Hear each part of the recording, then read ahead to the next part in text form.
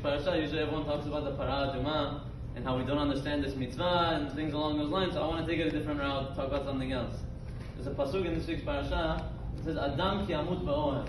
Right? It says a person, he comes and he dies in the oil. The Gemara explains, what does this mean? It says, Ein ha-Torah mitkayem ela b'mi shememit atzmo alav.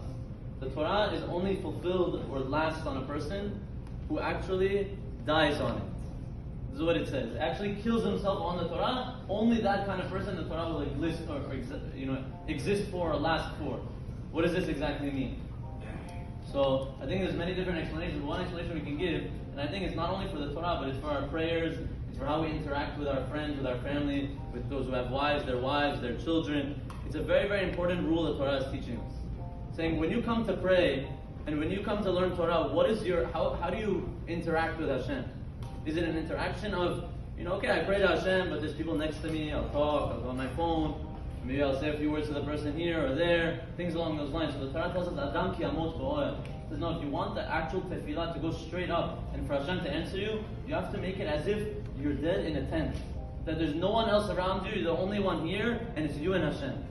It's the same thing with learning Torah. When a person wants to open the Chumash and learn a little bit of the parasha, if he's learning and there's people next to him and talking, he's not going to be able to pay so much attention, it won't last.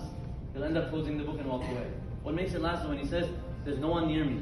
Adam ki amut ba'ohel. It's as if I'm the only person here and I'm dying in the tent, the only thing I can do is learn Torah. And it's the same thing with interacting with friends, family, and children.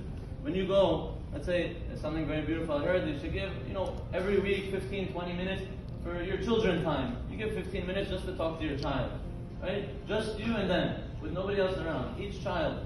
So they say, but if you're talking to them and half the time you're on your phone, it's not worth anything. Because then they realize, okay, I'm not that important. More important is his work or his phone. So what's really important? Those 15 minutes, Adam ki amut ba'ohel. As if nothing else in the world exists except for you and your child, you and your wife. When you're out on a date, when you're out with your friend, whatever it is, you put the phones down. You make your friend feel like it's just me and you here.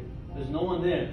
And by doing so, this is what the Torah is teaching us. This is the way of how we're supposed to live our lives. When you're interacting with people, when you're interacting with Hashem, Adam ki amut ba'ohel. You should make yourself as if it's just you and it's just them.